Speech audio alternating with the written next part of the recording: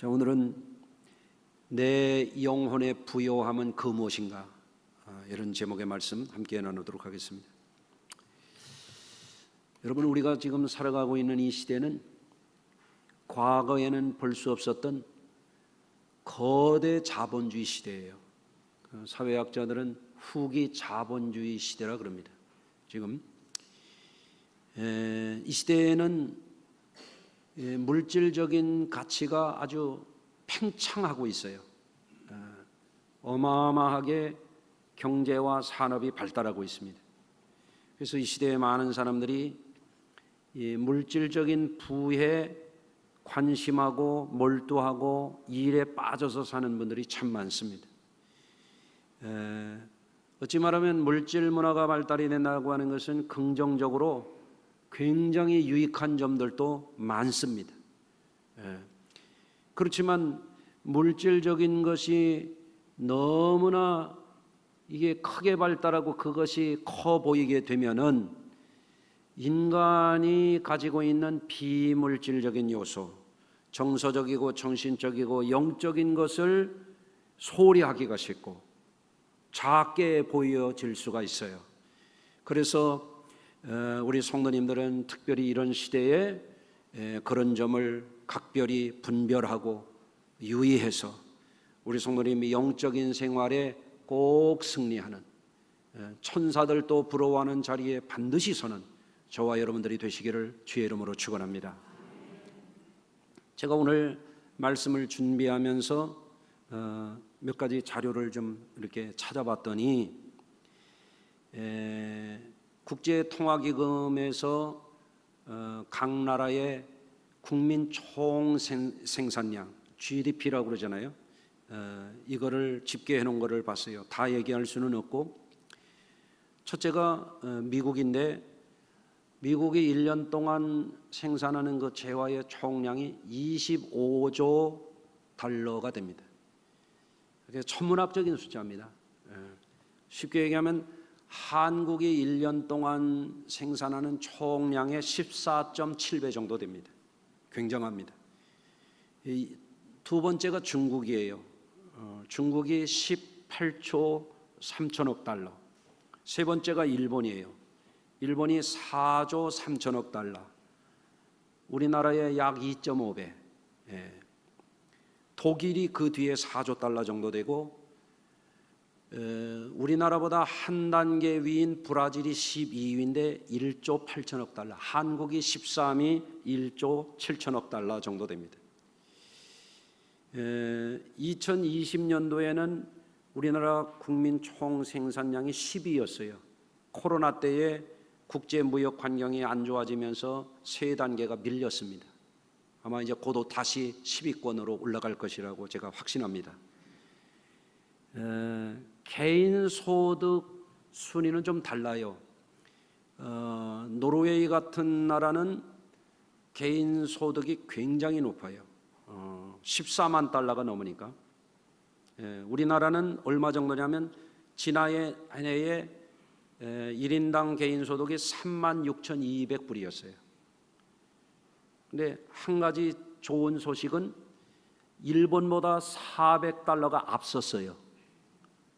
반응이 별로신데 이게 수세기 만에 일본을 앞질른 처음 기록입니다. 대단하지 않습니까? 우리나라가 미국이라든지 일본이라든지 중국이라든지 이런 인구가 많은 나라에 비하면은 국민 총 생산량이 아마 제가 추정하건대 5손가락 안에 올라갈 것 같아요. 인구 비율로 따지면 대단한 나라입니다. 대한민국 짝짝짝입니다. 그렇죠? 대단해요. 우리가 별로 잘 못 느껴서 그렇지 그렇게 많이 발달했습니다. 세계 경제를 선도하는 기업들이 있어요. 지금 이번 주에 제가 보면은 애플이 1위에 올라선 것 같아요. 두 번째가 마이크로소프트, 세 번째가 AI 시대에 지난번에 딱 한 주 1위에 올랐었던 엔비디아라고 하는 기업이 있어요. 이런 기업들은 천문학적으로 어마어마한 거대한 그런 경제 집단이 되어버렸어요. 그래서 지금 이 시대에는 물질적인 가치가 팽창되고 있고 산업 발달로 인해서 산업 발달의 이 속도가 가속화되고 있어요. 어마어마하게 빠르게 변하고 있습니다. 그러다 보니까 이런 시대에 어떤 현상이 일어나느냐, 전체적으로 보면은 인류 사회가 물질 문명이 점점점 발달하고 있는데 빈부격차가 심각해지고 있습니다. 우리나라도 마찬가지고 외국도 물론 마찬가지고요. 여기에서 나타나는 문제가 인간 소외의 문제예요. 인간 소외의 문제. 옛날에 비하면 비교할 수도 없고, 옛날 분들이 지금 다시 만약에 살아난다면 이게 웬 일인가, 이게 웬 세상인가, 그럴 정도로 놀랍게 발달을 했는데, 산업이 발달되고 이 물질적인 경제 규모가 엄청나게 팽창되고 있음에도 불구하고 이상한 아이러니가 있어요. 그에 비례해서 사람들이 그다지 행복하지 않다는 거예요. 오히려 더 불행을 느끼는 사람들도 있어요. 특히 우리나라가 그래요. 우리나라에 여러분이 많이 들어보셨겠습니다만 일일 하루 동안 자살하는 사람이 한 36명 정도 됩니다.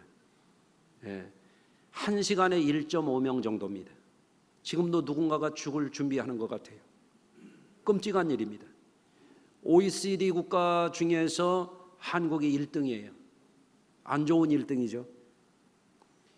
인구 10만 명당 5천만 명이 넘는 이 인구 가운데서 10만 명당 자살하는 게 1년에 26명쯤 됩니다. 참 안타까운 일이죠. 경제가 발달되면 사람들이 갈수록 비례해서 행복할 줄 알았는데 그게 아니라는 거예요. 정신적인 문제가 있는 사람들이 점점 늘어나고 있죠. 여러분도 아실 것입니다. 여러분, 물질적인 가치가 발달된다고 하는 것은 편리한 것이 있죠. 자동차가 발달되니까 여러분 얼마나 편리합니까? 또 신속하잖아요. IT 산업이 발달되니까 전 세계가 실시간으로 서로 소통하는 그런 시대가 됐잖아요. 옛날에는 은행 가서 줄 서야 되고 그랬는데 모바일 스마트폰만 있으면 앉은 자리에서 입출금이 되잖아요. 물건을 살 수 있잖아요. 이런 시대가 됐잖아요. 얼마나 신속하고 편리해졌어요. 또 물질 문화가 발달되니까 풍부하게 공급을 해줄 수가 있잖아요. 여러분, 그런데 사람이라고 하는 것은 물질 문화가 주는 편리함, 신속함, 부요함이 따르는 것인데 사람이라고 하는 존재는 그것만 가지고 행복할 수 없는 거예요. 그게 인간이야. 왜 그러냐? 인간이라고 하는 이 실체는 물질적인 요소로만 되어 있는 게 아니기 때문에 그래요. 사람은 정서적인 요소도 있고 정신적인 요소도 있고 영적인 요소도 있잖아요. 그래서 예수님 말씀하셨어요. 한번 따라서 하십니다. 사람이 떡으로만 살 것이 아니요. 아멘. 물질로만 만족하면서 사람이 살 수 있는 게 아니라 이거예요. 그런데 오늘 이 시대의 사람들은 물질적인 것에 몰두하고 일에 빠져 살고 어떤 사람은 거기에다가 삶을 걸고 있다 이거예요. 여기에 문제가 있는 거예요. 여기에 함정이 있는 거예요. 여기에 영적인 위기가 있는 거예요. 여러분, 오늘 본문에 보면 예수님께서 우리 사람들에게 뭐를 깨우쳐 주냐면 사람이 진정 부유하게 사는 것은 물질이 다가 아니라고 하는 걸 가르쳐 주는 거예요. 여러분, 예수님을 따라다니던 무리 가운데에서 어느 날 한 사람이 예수님께 요청했어요. 선생님, 저와 우리 형이 부모님에게 물려받은 유산이 있는데 공정하게 나눌 수 있도록 예수님이 좀 한번 해주십시오. 그랬단 말이에요. 여기 무리 중에라고 하는 것은 이 사람은 거듭나서 예수님을 진심으로 인격적으로 따르는 사람이 아니에요. 그냥 호기심으로 따라다니는 사람이에요. 교회에서도 명목상 신자와 거듭난 신자가 있는 거거든요. 이 사람은 아직 거듭나지 못한 사람이에요. 그러니까 예수님이 뭐라고 말씀하셨는가 하면 이 사람아, 누가 나를 너희의 재판장이나 물건 나누는 자로 세웠느냐? 예수님은 그런 일에 개입을 안 하신다는 거예요.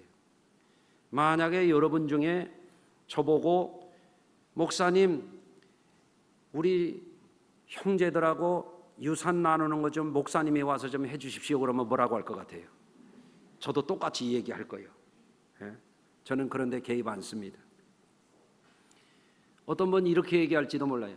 목사님 우리 남편이 월급 타면 나한테 찔끔 주고서 안 주는데 우리 집에 좀 신방 오셔서 나보고 좀 많이 주라고 해주십시오. 나 그런 거 안 합니다. 그건 가정일이에요. 그런데 예수님이 귀중한 말씀을 그 사람에게 또 해줍니다. 모든 탐심을 물리치라 사람의 생명이 그랬어요. 그 소유에 넉넉한 데 있지 아니하니라. 사람의 생명이 소유에 넉넉한 데 있지 아니하니라 하는 것은 무슨 말씀이냐면 사람이라고 하는 것은 물질 가지고 행복한 게 다가 아니야. 그런 말씀이죠. 여기서 우리 그리스도인들이 나의 삶의 현 주소, 내가 목적하는 삶의 가치, 내가 비중을 두고 살아가는데 어느 쪽에 기울어 있느냐 하는 것을 이 시간에 한번 점검해 보시길 바라요. 예수님이 이 사람에게 더 이것을 아주 명확하게 가르쳐 주시기 위해서 비유의 말씀으로 그를 가르쳐 주셨어요. 또 비유로 그들에게 말하여 이르시되 한 부자가 그 밭에 소출이 풍성함에 심중에 생각하 이르되 내가 곡식을 쌓아둘 것이 없으니 어찌할까? 이르되 내가 이렇게 하리라. 내 곡간을 헐고 더 크게 짓고 내 모든 곡식과 물건을 거기 쌓아두리라.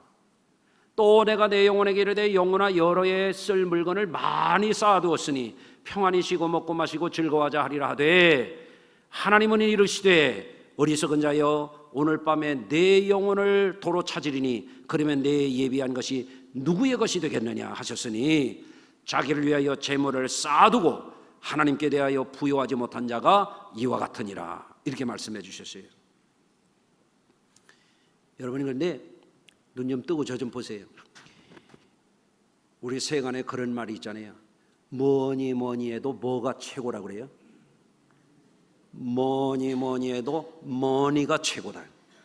머니가 뭐예요 영어로? 돈이 최고래. 아마 여러분도 그런 얘기 하면 여기 있을 거예요. 에이 돈이 최고야. 늙으면 돈이 있어야 된대. 그런 얘기 하잖아요. 여러분 돈의 중요성, 돈의 효용성을 모르는 분은 여기 한 분도 없습니다. 그런데 주님께서 우리에게 가르쳐 주시는 것은 돈의 목적을 두고 사는 삶은 결국에 실패한다는 말씀이거든요. 누구 앞에? 하나님 앞에 실패한다는 거예요. 여러분 우리 그리스도인들이 아니라 하더라도 구라파에서는 1960년대부터 어떤 운동이 생겨났는가 하면 미니멀리즘이라고 하는 운동이 생겼어요. 이 미니멀리즘이라고 하는 것은 뭔가 하면 문예사조, 예술활동, 인문학 이런 데에서도 아주 단순 명료하고 간단하고 그런 그림을 그려도 복잡하고 화려하고 난해하고 이런 게 아니라 아주 담백하고 여백이 많고 이런 거를 추구하는 거예요. 군더더기를 없애버리는 거예요. 또 이 미니멀리즘을 생활 속에 구현하고자 하는 사람들은 뭐냐면 어떤 사람은 집도 조그맣게 짓고 사는 거예요. 집에다가 돈을 많이 들이고 사는 것은 바보짓이라고 생각하는 거예요. 그래서 집도 가장 작은 거. 어떤 사람은 집도 안 가져. 집을 뭐하러 갔느냐? 아무 데나 누우면 집이지. 이런 거예요. 어떤 사람은요 가구도 안 들여놔. 가재 도구도 안 가지고 다녀. 배낭을 메고 다니는 게 전체야. 물론 자기 계좌는 가지고 있죠. 경제활동도 하고요. 그런데 이 사람들이 추구하는 것은 돈에 지나치게 얽매이는 것은 자기가 불행하다고 하는 거예요. 그러니까 아주 간단하고 최소한의 소유를 하고 유유자적하고 여유 있고 스트레스 받지 말고 쓸데없는 경쟁하지 말고 그렇게 산다는 거죠. 이게 미니멀리즘이라고 하는 거예요. 그러니까 여러분, 우리가 이 구라파 선진국에서 이러한 운동들이 일어나는 건 뭐냐면, 고도의 경제 발전, 자본주의가 고도로 발달돼서 치열하게 경쟁하고 스트레스 받고 그러다 지치고 병들고 이러다 보니까 그게 헛되다는 것을 이분들이 알게 된 거예요. 내가 삶을 그렇게 살면 내가 불행해진다는 것을 깨달은 거죠. 여러분, 물론 우리 기독교인들은 무슨 맥시멀리즘, 다 소유하고 다 성공하고 욕심껏 살아간다거나, 또는 다 버리고 최소한만 가지고 산다거나 어느 한쪽에 치우치라고 제가 말씀드리고 싶지는 않아요. 그런 삶도 있다는 거예요. 여러분, 성도들은 물질적인 부요함도 물론 귀중하지만 그거를 부정할 수 없어요. 사람의 몸은 육체로 되어 있기 때문에, 물질적인 요소가 있기 때문에 매일매일 물질적인 소요가 필요하잖아요. 그거를 중요한 거를 부정하는 것은 거짓이에요. 그것도 중요해. 그러나 물질적인 것에만 삶을 목숨 걸고 산다면 그것은 잘못된다 이거예요. 저는 어떤 분이 그런 얘기를 하더라고요. 자기가 열심히 노력해가지고 이제는 경제적인 자유를 얻었대. 아유, 멋있는 말이래. 옆에 분을 한번 축복해 주세요. 경제적인 자유를 누리세요. 이게 무슨 얘기요? 자기가 이제는 돈을 충분히 벌어가지고 먹고 싶은 거 먹고, 사고 싶은 거 사고, 가고 싶은 데 가고, 이제는 돈 걱정 안 하고 산대. 경제적인 자유를 얻었다. 여기는 그런 분이 별로 없는 것 같으네. 아유, 얼마나 멋있어요. 그것도 좋은 일이지. 또 경제 활동을 잘하는 거 중요해요. 왜 그래요? 여러분, 하나님이 우리 성도들에게 물질적인 축복도 주시는 하나님이에요. 전도서 5장 19절입니다. 또 어떤 사람에게든지 하나님이 재물과 부요를 그에게 주사, 하나님이 물질의 재물의 복을 주신단 말이에요. 제 몫을 받아 수고함으로 즐거워하게 하신 것은 하나님의 선물이라. 물질적인 부요함을 주시고 경제적인 성공을 이루어서 경제적인 자유를 누리고 살 수 있다면 그것도 하나님 주신 선물이라 이거예요. 선물은 누려야죠. 괜찮아요. 좋은 일이에요. 그런데 우리가 명심할 것은 그게 다가 아니라는 거예요. 예를 든다면 초대교회 당시에 사마리아에 교회가 세워졌어요. 사마리아는 서울로 말하면 의정부쯤 되는데요. 일산 고향쯤 되는데요. 가까워요. 그런데 예루살렘에서 핍박받은 성도들이 예루살렘 교회를 지키면서 일부는 흩어져 가지고 가는 데마다 교회를 세우는데, 사마리아에 교회가 세워졌다 그러니까 예루살렘 교회가 사도들을 보냈어요. 사도들이 거기 가지고 복음의 진수를 가르쳐 줬어요. 십자가와 부활의 복음을 전해줬습니다. 그리고 그들을 위하여 기도할 때 그들에게 성령의 권능과 표적이 나타났어요. 그랬더니 사마리아 도성에 마술사 시몬이라는 자가 있는데, 사도들이 안수하니까 성령의 역사가 나타나니까 마술을 통해서 사람들을 놀래키고 돈 벌고 살던 그 사람이 돈을 주면서 그 능력을 저도 달라고 그렇게 하는 거예요. 그러니까 베드로가 사도행전 8장 20절에서 이렇게 말씀하십니다. 내가 하나님의 선물을 돈 주고 살 줄로 생각하였으니 내 은과 내가 함께 망할지어다. 돈을 가지고 하나님의 능력도 사가지고 하나님을 영화롭게 하고 하나님의 뜻을 이루고 사는 게 아니라 제 욕심껏 살겠다 하니까 돈과 함께 너 망해라, 이런 강력한 메시지를 주었어요. 여러분, 돈 때문에 행복을 누리는 분들도 있지만 우리가 유념해야 될 것은 돈 때문에 망가지고 돈 때문에 망하는 사람들도 많아요. 누가 그래요? 여러분, 이 물질을 조심해야 되는 게, 아담과 하와를 마귀가 유혹하여 넘어지게 할 때도 물질로 유혹한 거예요. 그 물질이 뭐였어요? 선악과였어요. 어떻게 성경은 말합니까? 보암직하고 먹음직하고 지혜스럽게 할 만큼 그 다음 구절이 중에 어떻게 했다고 그랬어요? 탐스러웠다는 게 탐스러워. 물질 욕심이에요. 예? 마귀가 그것을 이용해서 그 사람을 눈멀게 하고 양심이 망가지게 하고 범죄하게 해서 그 사람 인생을 파멸에 빠지게 하는 거예요. 이게 마귀의 전략입니다. 여러분, 또 가나안 정복 전쟁할 때 하나님이 가나안 땅에 들어가서 전쟁하면 첫 것은 다 하나님의 것이다. 그러니까 너희가 절대 갖지 말고 다 진멸해라 그랬는데 유다 지파의 아간이라고 하는 사람이 하나님의 명령을 어겼어요.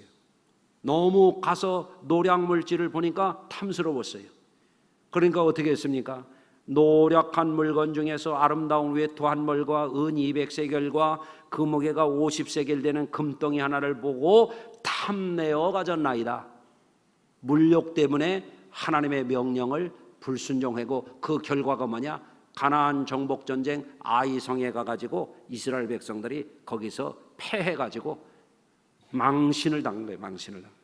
그래서 제비를 뽑아서 잡고 보니까 유다 지파의 아간이요. 어떻게 했습니까? 이스라엘 백성들이 진 밖에 가서 그를 돌로 쳐가지고 그를 파묻어 버렸어요. 예? 심판을 받은 겁니다. 거기서 나온 얘기가 뭐예요? 아골골짜기가 되는 거예요. 해골의 골짜기. 여러분, 예수님이 오늘 이 말씀 가운데서 이 부자에 대한 잘못된 삶의 방식, 잘못된 삶의 목적, 자신의 삶의 비중을 정말 잘못 살아가는 사람에 대해서 이렇게 말씀하거든요. 내 영혼아 여러 해 쓸 물건을 많이 쌓아뒀으니 평안히 먹고 마시고 즐거워하자. 아니, 물질을 많이 쌓아둬서 물질이 소외한 영역도 있지만 어떻게 영혼이 물질이 많다고 해서 평안히 먹고 마시고 즐거워한다고 해서 영혼이 잘 살게 되느냐 이거예요. 따라서 하십시다. 육적인 삶과 영적인 삶은 차원이 다른 것이다. 아멘.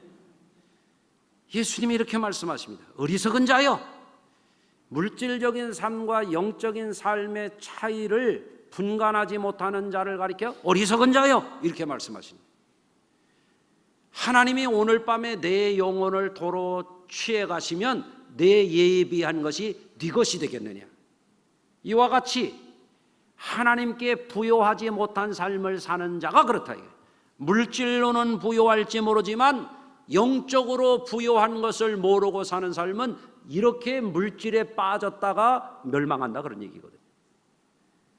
참으로 감사한 것은 우리 성도님들 중에 이러한 진리를 깨닫고 오늘도 장마철에도 더위에도 바쁜 중에도 연로한 중에도 무릎이 시린 중에도 예배하러 나왔잖아요.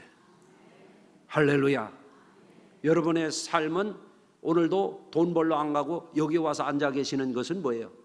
여러분들이 영적인 부요함을 얻기 위함인 줄로 믿습니다. 참으로 귀한 일이죠. 우리 성도님들의 생활도 이렇게 보면 어떤 분은 그래도 경제적으로 안정이 되고 여유가 있는 분들을 보게 돼요. 저는 그분들을 볼 때마다 참 감사하게 생각해요. 될 수 있으면 우리 성도님들이 다 그랬으면 좋겠어요. 예? 그런데 우리 성도님들이 경제적으로 자유하고 형편이 여유가 있고 안정되게 살아가는 것은 이게 좋은 일인데 그렇다고 해서 우리 성도님들 중에 경제적으로 어려운 분들도 있거든요. 궁핍한 분도 있거든요. 사느라고 사는데 고단한 삶을 버티면서 살아가는 그런 분들도 있거든요. 예? 그런 분들을 향하여 성경이 주는 말씀을 한번 제가 읽어드릴게요. 고린도후서 6장 10절입니다. 근심하는 자 같으나 항상 기뻐하고 가난한 자 같으나 많은 사람을 부요하게 하고 아무것도 없는 자 같으나 모든 것을 가진 자로다. 이게 뭐냐면 영적으로 부요한 자예요. 하나님이 내 하나님 되고 우리 주님의 천국이 내 천국 된 사람은 바로 이런 사람이에요. 예? 근심할 게 있지만은 기뻐하고 가난한 자 같으나 많은 것을 가진 자요 아무것도 없는 자 같으나 모든 것을 가진 자니라. 이게 뭐예요? 영원한 부요함을 누리는 자예요. 아마 이렇게 얘기해도 아유 목사님들은 다 저렇게 얘기하더라 그런 분 있을지 몰라요. 그런데 계산 좀 해봅시다. 여러분이 어마어마한 부요함을 쌓고 굉장한 성공을 이루었다 하더라도 육신적이고 물질적인 것을 누릴 수 있는 시간이라고 하는 것은 한 경점에 불과해요. 짧은 부자요, 짧은 부자, 짧은 성공이요, 짧은 만족이요. 예? 아멘 안 해서 내가 더 얘기해야 돼. 예? 여러분이 경제적인 자유를 얻었어요. 굉장한 부자가 됐어요. 사회적으로 성공했어요. 사람들이 다 부러워하는 자리에 있어요. 예? 그런데 그게 행복이 아니야. 여러분 재벌들 보고 행복한가 물어보시라고. 대통령 보고 지지율 25%에서 30% 왔다 갔다 하는 대통령 보고 한번 행복한가 물어보시라고. 예? 여러분 아마 우리 성도님들이 더 행복한 분들이 더 많을 것 같으네요. 아멘 할 수 있어요? 예? 지난 날을 생각해 보십시오. 지금보다 경제 규모로 말하면 우리 한국이 세계에서 가장 가난한 나라 중에 하나였어요. 언제? 일제해방 후에 6.25 이후에 먹을 떼끼를 걱정하던 사람들이 10중 8구였습니다.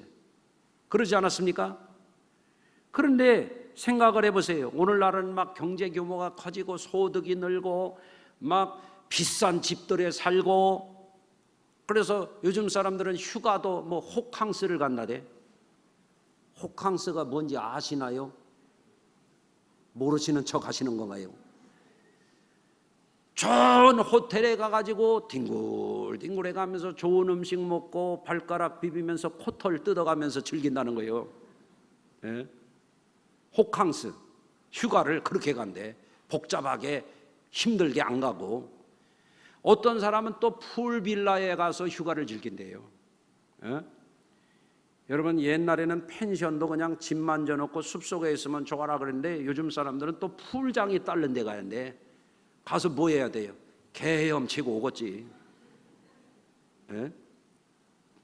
또 어떤 사람은 아름다운 비치가 있는 에메랄드빛 있는 막 모래가 눈부시게 하얘서 선글라스 써야 되는 그런 바다에 가가지고 막 갈매기도 보고 막 파도 치는 데 가가지고 막 풍덩풍덩 허우적 하다가 또 오겠지. 저는 그것도 할 수 있으면 해보라고 하고 싶어요. 예? 그런데 그런다고 옛날만큼 행복하질 않아. 예?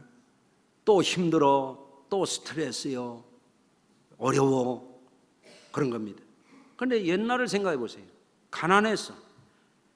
무슨 호캉스 안 가고 뭐 어마어마한 뭐 비치에 가지 않고 풀빌라에 가지 않더라도 옛날 사람들은 어떻게 했어요? 예? 샤워했어요? 샤워기 구경도 못하고 살았지. 바가지에다 물 퍼가지고 등목했는데 시원했어요. 오늘 한번 등목들 해보실랍니까? 예? 얼마나 시원했어요. 어머니가 등 밀어주고 서로 어른들 자식이 부모님 등목해드리고 행복했거든. 예? 안에서 모르시나? 예?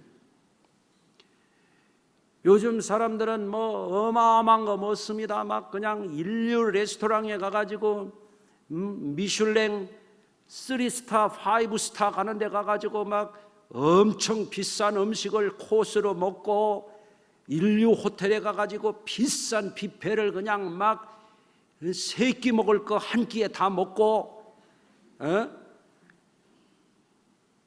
이런데 행복하냐면 그렇지도 않아. 옛날에는 어땠어요? 가난했어. 먹을 게 없어. 그래서 바가지다가 보리밥 넣고 쇠비름 넣고 거기다가 기름 붓고 고추장 한 숟가락 넣고 북북 비벼가지고 식구들끼리 퍼먹으면 여기에다가 고추장 묻혀가면서 행복한 웃음이 있었어요. 옛날만큼 그렇게 행복해요? 말 좀 해봐요 좀. 먹을 게 없어서 감자 쪄먹고 옥수수 쪄먹고 그래도 하늘에 별을 셀 수 있었고 오순도순 앉아서 정다운 얘기할 수 있었거든요. 요즘에 가족들은 부하고 잘 사는데 식탁을 함께 사랑의 식탁을 나누기가 쉽질 않아. 교우들도 그래요. 어떤 사람이 그런 얘기했다고 그래요. 밥 먹으러 가는데 안 간다고. 그게 뭔 얘기요? 성도들끼리 서로 섬기고 사랑의 식탁을 나누고 이게 얼마나 귀중한 일이요 이게. 아멘 좀 해보세요. 그런 엉터리가 있어요 그래. 예? 옛날에는 가난해도 된장찌개 하나만 끓여놔도 가족들이 서로 사랑이 있고 우애가 있고 정이 있었단 말이에요. 정이 있었어요.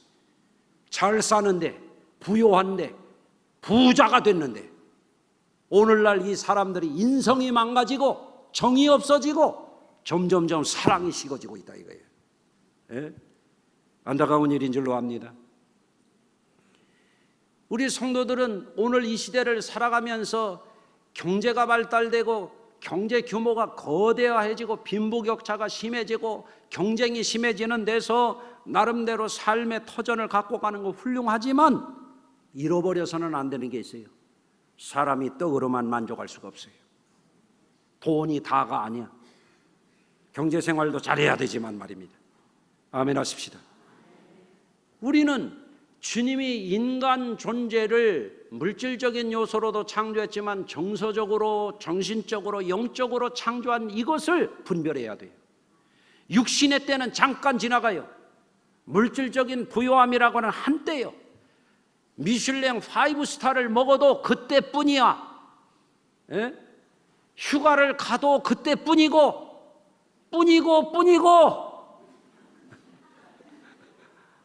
예? 맞죠? 그거 하지 말라는 게 아니에요. 또 그렇다고 또 오늘 가서 취소하라는 게 그 말이 아니고 할 수 있으면 하되 그게 다가 아니라는 거요. 그거에 목숨 걸지 말라 이거요. 가난해도 기죽지 말라는 거예요. 아멘. 그렇잖아요. 지난 수요일에도 제가 그런 말씀을 드렸어요. 휴가를 갈 수 있는 분들은 가십시오. 좋은 데 갈 수 있는 분들은 가십시오. 가신다면 제가 박수해 드리겠습니다. 그러나 휴가를 못 간다고 해서 기죽지 마시고 슬퍼하지 마시고 아멘. 가든지 안 가든지 성도들에게 이 말씀을 기억하라 그랬어요. 시편 16편 8절이 합니다. 내가 여호와를 항상 내 앞에 모시며 그가 나의 오른쪽에 계심으로 내가 흔들리지 아니하리로다.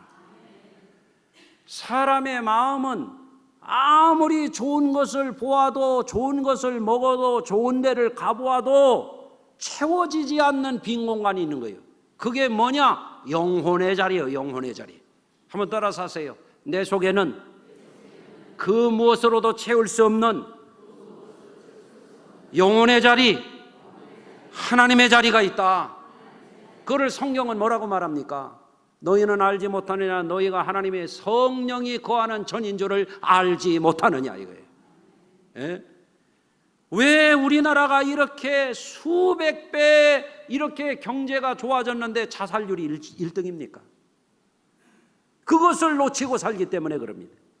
여러분들 출세하고 성공해도 육적이고 물질적인 것을 누려도 그것도 귀하고 그것도 하나님이 우리에게 누리도록 복을 주신 것이지만 그에게만 그것에만 빠져서 살면 인생이 갈수록 공허해지는 거예요.